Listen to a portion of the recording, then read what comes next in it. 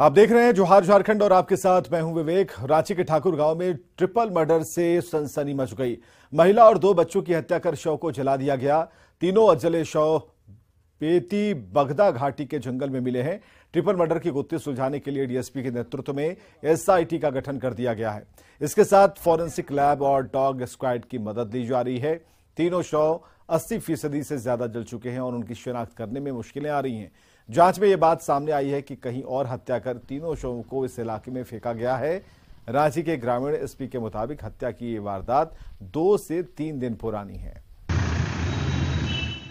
ठाकुर गांव में बगदा गांव के पास जंगल एरिया है, वहां पर 3 जले हुए शव वहां से बरामद हुए हैं, जिसमें एक महिला का और 2 बच्चे का भी शव है। उसमें वहां पर एफएसएल टीम को ही बुलाया गया है, डॉग स्क्वाड को ही बुलाया गया है और वरीय पदाधिकारी को वहां पर भेजा गया है। तो लगातार इस पूरे मामले को मॉनिटर किया जा रहा है और जो भी साक्ष्य हैं उसको संकलित किया जा रहा है और जो बॉडीज हैं उनको आइडेंटिफाई करने का प्रयास किया जा रहा है। साहिबगंज से इधर बड़ी खबर है। हनुमान जी की मूर्ति तोड़ने का आरोपी गिरफ्तार कर लिया गया है। सीसीटीवी फुटेज के आधार पर गिरफ्तारी हुई है। गिरफ्तार आरोपी का नाम गुड्डू अहमद है और पटेल चौक पर यह हनुमान मंदिर है। मूर्ति खंडित करने होने के बाद तनाव बढ़ गया था और आखिरकार जो आरोपी है, मुख्य आरोपी, उसे पकड़ लिया गया है और उसने प्रतिमा को खंडित किया था। सीसीटीवी फुटेज के आधार पर उसकी गिरफ्तारी हुई है। गिरफ्तार आरोपी का नाम गुड्डू अहमद बताया जा रहा है। रांची से बड़ी खबर है। पूर्व विधायक ममता देवी को जमानत मिली है। झारखंड हाई कोर्ट से उन्हें जमानत मिली। गोला गोली कांड मामले में उन्हें जमानत मिली है। ममता देवी की क्रिमिनल अपील पर बेल मिल गई है और एक और केस में उन्हें जमानत मिल चुकी है।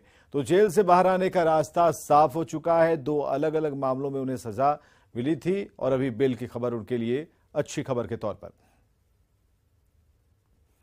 गुमला के चैनपुर में पुलिस ने ढोल मांदर और बजवाकर नक्सली पवन उरांव के घर पर इश्तेहार चिपकाया और साथ ही 1 महीने के अंदर सरेंडर नहीं करने पर घर की कुर्की जब्ती करने की बात कही। पुलिस ने परिजनों से बेटे को मुख्यधारा से जुड़ने के लिए कोर्ट में पेश होने को कहा है और साथ ही ग्रामीणों को जागरूक करते हुए नक्सली को सरेंडर के लिए दबाव देने की अपील की।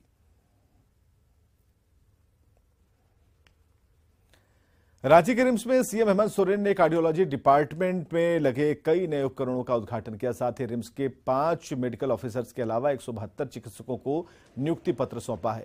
यही नहीं, एनएचएम में 22 सीएचओ चिकित्सकों को भी उन्होंने नियुक्ति पत्र सौंपा। इससे पहले मुख्यमंत्री हेमंत सोरेन और स्वास्थ्य मंत्री बन्ना गुप्ता ने रिम्स के कई विभागों का दौरा किया है। अस्पताल में हर संभव सुविधा उपलब्ध कराने का दावा किया। लगातार हम नए इनोवेशन की तरफ आगे बढ़ रहे हैं और आज भी हम लोगों ने रिम्स में हिंदुस्तान का ऐसा कार्डिया का लैब स्थापित किया है जो हिंदुस्तान में गिने चुने 5 ही ऐसे कार्डिया के लैब हैं।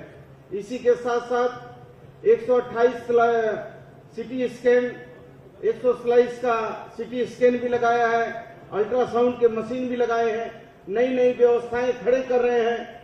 हमारा जो है बच्चों के पठन पाठन के लिए इक्विपमेंट जो है अभी भवन का भी हम माननीय मुख्यमंत्री जी ने उसका उद्घाटन किया है। तो मैं समझता हूं कि बहुत ये झारखंड आगे बढ़ रहा है, समृद्धि की ओर आगे बढ़ रहा है। आज आपको नियुक्ति पत्र देने के साथ साथ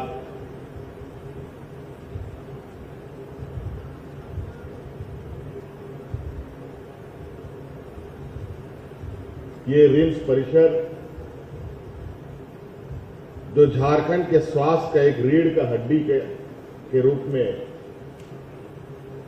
खड़ा है, आज इस परिसर में भी दुनिया के बेहतर और लेटेस्ट टेक्नोलॉजी वाली मशीनों का भी आज उद्घाटन किया गया।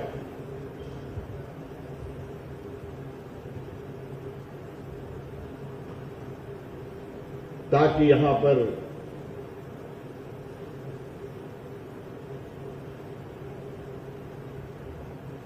हर व्यक्ति को एक बेहतर स्वास्थ्य सुविधा मिल सके।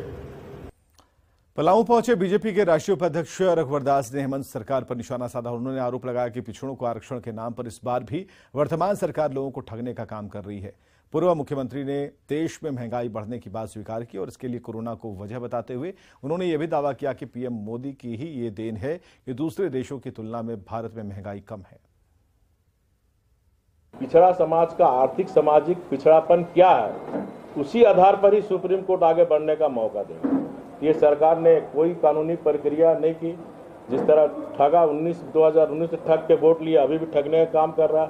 तो मुख्यमंत्री बोलते आदिवासी बोका नहीं है, सही बोल रहे हैं। मुख्यमंत्री आदिवासी को बोका समझ रहे हैं, यहाँ के झारखंड वासियों को बोका समझ रहे हैं। बीजेपी सांसद संजय सेठ ने आरोप लगाया कि झारखंड में लूट करप्शन के साथ खनिज की लूट जारी है। राज्य में बेरोजगारों और किसानों के साथ धोखा हुआ है।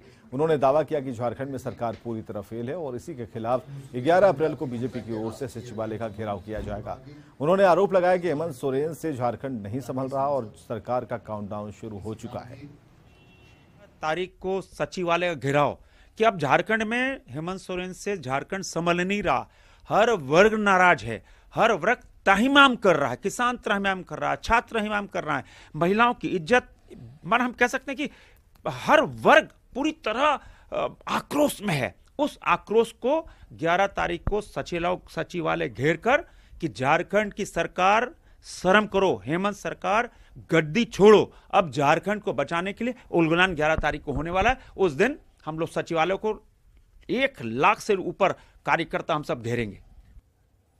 झारखंड के पहाड़ों और जंगलों में आज भी कई ऐसे इलाके हैं जहां पहुंचने के लिए सड़क नहीं है, लेकिन सरकार की कोशिश है कि उन इलाकों को सड़क से जोड़ा जाए। पश्चिमी सिंहभूम जिले के सोनुआ प्रखंड के नचलदा और करम्बा गांव में आजादी के बाद पहली बार सड़क बन रही है और फिर भी यहां के लोग नाराज हैं। रिपोर्ट देखिए।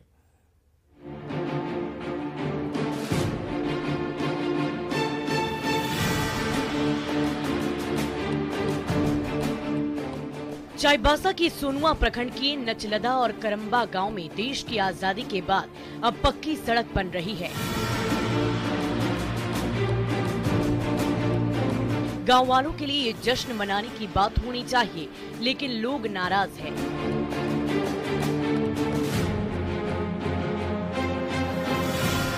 दरअसल इस पक्की सड़क की गुणवत्ता को लेकर इन लोगों में नाराजगी है। जरा इस सड़क को देखिए, किस तरह से सिर्फ खाना पूर्ति कर बनाई जा रही है।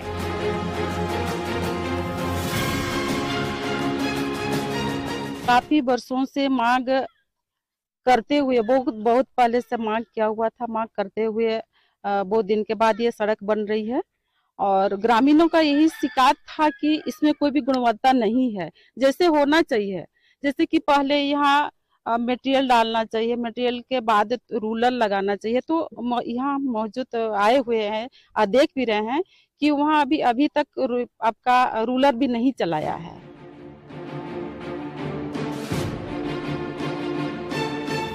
पहले इन गांव में पहुंचना आसान नहीं था, लेकिन बरसों से की जा रही मांग के पूरा करने का जब वक्त आया तो सड़क के नाम पर खिलवाड़ किया जा रहा है।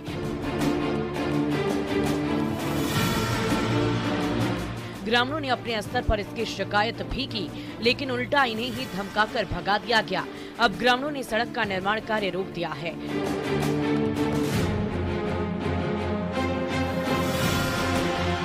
ग्रामीण क्षेत्र के पंचायत प्रतिनिधियों को मौके पर बुलाकर सड़क निर्माण की खामियों को दिखाया गया।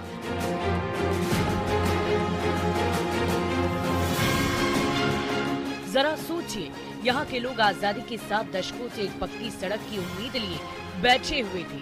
ये सड़क इनकी भावनाओं से जुड़ा हुआ है, लेकिन सड़क निर्माण कंपनी और पदाधिकारी किस तरह से इनकी भावनाओं से खिलवाड़ कर रहे हैं। उससे तो अभी तक किए नहीं, परंतु उससे पहले किया हुआ था। अच्छा, हाँ, मैंने किससे आगे और हाल फिलहाल में तो ये तो 2-3 दिन का ही काम हुआ है। अभी आगे जैसे कोई पदाधिकारी से आप इस बारे में शिकायत करेंगे? करेंगे, जब तक गुणवत्ता पूरा काम नहीं होगा तो करना तो होगा ही, नहीं तो हम लोगों का गांव में इसी तरह रहेगा तो फिर 2 दिन में फिर रोड खराब होगा। इसीलिए अभी जब काम चल रहा है, अभी करने से क्या होगा कि गुणवत्ता पूरा काम हो सकता है, और पूरा बनने के बाद तो हम लोग शिकायत भी करेंगे तो उस समय कहाँ था, इस प्रकार का सवाल होगा। यही है। तो यहाँ ये नचलदा और करम्बा क्षेत्र के लोगों को, जिन दो गांवों के लोगों को खासकर इस सड़क का जो लाभ मिलने वाला है, तो दोनों गांव के ग्रामीण यहाँ पर जैसे मौजूद हैं और जनप्रतिनिधियों को बुलाकर यहाँ की सड़क की गुणवत्ता को दिखा रहे हैं कि ये सड़क की गुणवत्ता सही नहीं हो रही है। और ग्रामीणों की आपत्ति इस बात को लेकर है कि ये सड़क की गुणवत्ता सही नहीं है और इसको अच्छी तरह से बनाया जाए, क्योंकि काफी लंबे समय से आजादी के बाद पहली बार पक्की सड़क से ये दो गांव जुड़ेंगे। तो इसकी गुणवत्ता अगर सही नहीं होगी तो ये टिकाऊ नहीं होगा और कुछ वर्षों बाद फिर से लोगों की वही समस्या हो जाएगी जो इस सड़क बनने से पहले थी। रुपेश प्रधान, न्यूज 18, चाईबासा। कभी नक्सलियों का गढ़ माने जाने वाला पूर्वी सिंहभूम के गुड़ाबांधा प्रखंड का जियान गांव आज नक्सल फोकस एरिया बना है। यहाँ कभी तीन राज्य में 45 लाख के इनामी नक्सली कान्हू मुंडा का दबदबा था, लेकिन 15 फरवरी 2017 को कान्हू मुंडा ने अपने 8 साथियों के साथ सरेंडर कर दिया। उस दौरान विकास के कई वादे हुए थे, लेकिन आज तक वे वादे अधूरे हैं। विधायक रामदास सोरेन ने जियान गांव का दौरा कर विकास योजनाओं की हकीकत जानी। वहीं कान्हू मुंडा के परिजनों ने पूर्व नक्सली की जल्द रिहाई की मांग की। विकास जिस तरह से होना चाहिए उस तरह से अभी तक विकास नहीं हुआ है।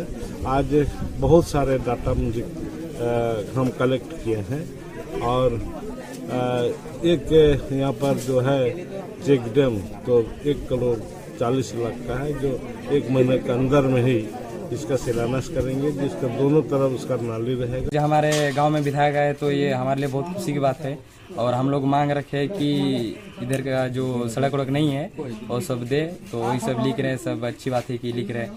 तो शायद उम्मीद करेंगे कि आ ही जाएगा। पुल जो स्कूल जाने के लिए पुल चाहिए वो भी लिखे हैं डायरी में, तो उम्मीद है कि वो भी देंगे। पापा अभी तो घाघीडी जेल में है, यही कहेंगे कि जल्द से जल्द रिहा करने की कोशिश। रामगढ़ वासियों को अत्याधुनिक मौलाना आजाद कम्युनिटी पार्क की सौगात मिलने जा रही है। कलेक्ट्रेट कैंपस में डीएमएफटी फंड से करीब 6.25 करोड़ की लागत से यह पार्क बना है। झारखंड के श्रम मंत्री सत्यानंद भोक्ता पार्क का उद्घाटन करेंगे। 7 एकड़ में बने इस पार्क में ओपन जिम, रेस्टोरेंट, कैफे समेत कई सुविधाएं उपलब्ध हैं। यहाँ पर 25 मीटर की ऊंचाई पर विशाल राष्ट्रीय ध्वज भी लगाया गया है, जो मुख्य आकर्षण का केंद्र है। साथ ही मौलाना आजाद की आदमकद प्रतिमा भी लगाई गई है। पार्क में बच्चे और बड़ों और बुजुर्गों के लिए अलग से व्यवस्था है। रामगढ़ जिला में ऐसे किसी भी कम्युनिटी पार्क की सुविधा हम लोगों ने पाई कि नहीं थी, और ये भी जिला वासियों की बहुत डिमांड थी कि एक ऐसा पार्क, एक ऐसा कैंपस उपलब्ध कराया जाए जहाँ पर छोटे बड़े बच्चे बूढ़े सब लोग आकर के उनके लिए कुछ न कुछ एम्यूनिटीज़ वहाँ पर रहें। तो इस आइडिया को देखते हुए हम लोगों ने ये पार्क को डेवलप किया। गिरिडीह के सिरिसिया जंगल का अस्तित्व खतरे में है। सखुआ पेड़ से भरे इस जंगल में गर्मी के दिनों में ठंडी हवा चल रही है, जो राहगीरों को कड़ाके की धूप से राहत तो देती है, लेकिन वन माफियाओं की बुरी नजर सखुआ के कीमती पेड़ों पर टिक गई है। फड़ल्ले से पेड़ों की कटाई हो रही है, इससे ग्रामीण बेहद चिंतित हैं। ग्राउंड जीरो से जानकारी दे रहे हैं जाज अहमद। बता दें कि इस वक्त हम मौजूद हैं गिरिडीह जिले के नक्सल प्रभावित तीसरी प्रखंड में, जो पूरे इलाका जंगलों से भरा हुआ है। तस्वीरों में आप साफ देख सकते हैं कि अभी हम मौजूद हैं एक पहाड़ी पर जो बीच जंगल में है, और चारों तरफ आप देख सकते हैं कि ये जो जंगल है सखुआ के पेड़ से भरा हुआ है और चारों तरफ हरियाली ही दिखाई दे रही है। सखुआ के इन पेड़ों की खूबी यह है कि जब ज़्यादा धूप होते हैं इनके पत्ते और हरे हो जाते हैं, गर्मी बढ़ती है तो इनके नज़दीक आने से, सखुआ के जंगलों में आने से ठंड की अधिक महसूस होती है। तो ऐसे में इन जो सखुआ के पेड़ हैं इनकी अनेक खूबियाँ हैं। वहीं बताया जा रहा है कि ये जो जंगल है, सिरसिया का जंगल है, यहाँ से आज से कई वर्ष पहले यहाँ पे वन्य जीव रहते थे। लकड़बग्घा, हिरन, खरगोश, इस तरह के जानवर यहाँ पे रहते थे, लेकिन जंगलों का जिस तरह से ह्रास हो रहा है उसके चपेट में यहाँ के वन्य जीव भी आ रहे हैं, और अब आपको किसी भी प्रकार का जीव जंतु यहाँ पे नहीं देखने को मिलेगा सिवाय सिर्फ पेड़ों के। वहीं पे तस्वीरों में देख सकते हैं कुछ दूरी पर कि जंगल के बीच से धुआं दिखाई दे रहा है, जहाँ पे पहुँच पाना नामुमकिन है। वहाँ पे गाड़ियाँ नहीं जा सकती है, लेकिन धुआं साफ देखा जा सकता है कि वहाँ बीच जंगल से निकल रहा है। इन्हीं तमाम चीज़ों से की वजह से जंगल का जो कटौती हो रहा है, जो जंगल के पेड़ हैं काटे जा रहे हैं, जंगलों में आग लगाए जा रहे हैं, जिससे इसका दुष्परिणाम यह हो रहा है कि धीरे धीरे जंगल खत्म हो रहे हैं। यहाँ पे रहने वाले वन्य जीव के पर संकट मंडरा रहा है। कहीं ना कहीं आपको सखुआ का पेड़ के दातुन के रूप में भारी मात्रा में उपयोग किया जाता है। धड़ेले से इसका कटाई भी हो रही है, इस पर ना अभी तक कोई जनप्रतिनिधि को कोई ध्यान देते और ना ही किसी तरह का कोई कार्य करते हैं। प्लस में यहाँ एक और बताना चाहता हूँ कि यहाँ पहले बहुत सारा वन प्राणी रहते थे, जैसे मोर भी रहते थे, नकरबग्घा भी रहते थे, कभी कभी हिरन भी यहाँ देखा जाता था, लेकिन वो वन प्राणी भी अब लुप्त होती नजर आ रहा है। इसका मेन अहम भूमिका जो है जंगल की कटाई होती है। जंगली के लकड़ियों को काटकर धड़ल्ले से इस्तेमाल किया जाता है, जिस पर वन विभाग की टीम इस पर लगाम लगाने में कहीं न कहीं विफल हो रहा है और इसका दुष्परिणाम यहाँ की प्राकृतिक संपदा पर पड़ रहा है, जंगल झाड़ियों पर पड़ रहा है। गिरिडीह से न्यूज़ 18 के लिए मैं एजाज अहमद। रांची का मरांगोम के Jaipal Singh astroturf hockey stadium अपने नए लुक के साथ तैयार है और इस स्टेडियम के पुनरुद्धार का काम अब आखिरी चरण में है। न्यूजीलैंड से लाकर बिछाए गए एस्ट्रोटर्फ ने इस स्टेडियम की खूबसूरती में 4 चांद लगा दिए हैं। हालांकि स्टेडियम के अंदर जाली लगाने, हाई मास्ट लाइट और डिस्प्ले बोर्ड को बदलने का काम बाकी है। 5000 दर्शकों की क्षमता वाला ये स्टेडियम अंतर्राष्ट्रीय मैचों के लिए तैयार नजर आ रहा है और जल्द ही लोगों को यहां अंतर्राष्ट्रीय मैचों का आयोजन देखने को मिलेगा। ज्यादा जानकारी दे रहे हैं संजय कुमार सिन्हा। झारखंड में जिस खेल को धर्म का दर्जा प्राप्त है उस खेल का नाम है हॉकी, यानी झारखंड की नसों में दौड़ती है तो सिर्फ और सिर्फ हॉकी। रांची के मोरवादी स्थित जो एस्ट्रोटर्फ स्टेडियम है, यहाँ ब्लू एस्ट्रोटर्फ लगाए गए हैं, न्यूजीलैंड से मंगाए गए हैं और इसका मतलब साफ है कि अब रांची अंतर्राष्ट्रीय मैचों के लिए पूरी तरह से तैयार है। ब्लू एस्ट्रोटर्फ का मतलब ये होता है कि अगर आप अपने प्रदेश में जितने ब्लू टर्फ स्टेडियम लगाते हैं, मतलब वह प्रदेश अब अंतर्राष्ट्रीय मैचों के आयोजन के लिए, बड़े टूर्नामेंट के लिए पूरी तरीके से तैयार है। अगर आप इससे पहले मोरवादी के स्टेडियम में आए होंगे तो आप यहाँ जब पहुंचे होंगे तो जब आपने जो लुक पहले देखा होगा, अब ये स्टेडियम बिल्कुल आपको बदले हुए लुक में नजर आएगा। पहले आपने ग्रीन एस्ट्रोटर्फ देखा होगा, अब ब्लू एस्ट्रोटर्फ है, लेकिन अभी जो आपको यहाँ पर हाई मास्ट लाइट नजर आ रही है, ये हाई मास्ट लाइट भी अब चेंज होगी और इसकी जगह पर आपको एलईडी लाइट लगेगी। एलईडी लाइट का मतलब होता है कि जो खिलाड़ी जो हैं उन्हें ब्लू जो एस्ट्रोटर्फ है उस पर गेंद साफ स्पष्ट नजर आती है। जो स्टेडियम है इसकी क्षमता तकरीबन आपको 5000 है और इसको डिस्प्ले बोर्ड जो इसका होगा वो डिस्प्ले बोर्ड ही बदला जाएगा। मतलब रांची का मोरवादी स्थित एस्ट्रोटर्फ स्टेडियम बिल्कुल नए लुक के साथ अंतर्राष्ट्रीय मैचों के आयोजन के लिए पूरी तरह से तैयार है।